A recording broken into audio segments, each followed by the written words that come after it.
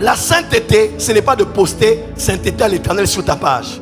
La sainteté, ce n'est pas l'hypocrisie chrétienne d'aujourd'hui où on baisse la tête, on ferme les yeux, on dit à Jésus la gloire. La sainteté, elle est du cœur. C'est la purification du cœur. C'est la circoncision du cœur. Dis amen très fort. Dis à ton voisin, la sainteté augmente le poids dans le monde spirituel. Voilà pourquoi quand Moïse est arrivé sur ce terrain-là, on dit Moïse, attention, retire tes sandales. Parce que les sandales avec lesquelles tu as marché hors de cette terre ne peuvent pas être utilisées sur cette terre.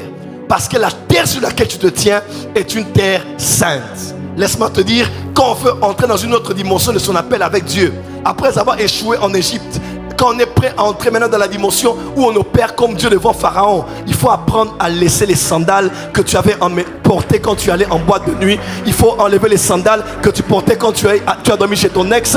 Il faut enlever les sandales que tu as portées quand tu allais... Je parle à quelqu'un qui est ici. Dis à ton voisin, ôte tes sandales. Voilà pourquoi les séraphins avaient 2 ailes pour se couvrir les pieds. Parce que couvrir les pieds est l'image de sainteté. Et Jésus, avant de souffler sur eux, Jésus, avant que l'Esprit ne tombe sur eux dans Acte 2, Jésus les a lavé les pieds. Parce qu'avant l'onction, c'est la purification. Oh, dis amen très fort. Avant l'onction, c'est la purification. Ma mère à la cuisine, ça fait 2-3 jours ici. Je dirais c'était là peut-être. Elle a dit, je ne sais pas si c'est elle ou quelqu'un qui avait rêvé.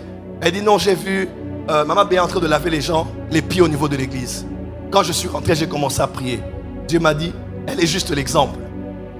Et je vous ai dit quoi? C'est un message qui me... Je dirais c'est oui. Je t'avais dit, le message me concerne parce que Dieu m'avait dit, il faut que tu prêches ça. Il faut que tu laves les pieds de ton peuple à l'église.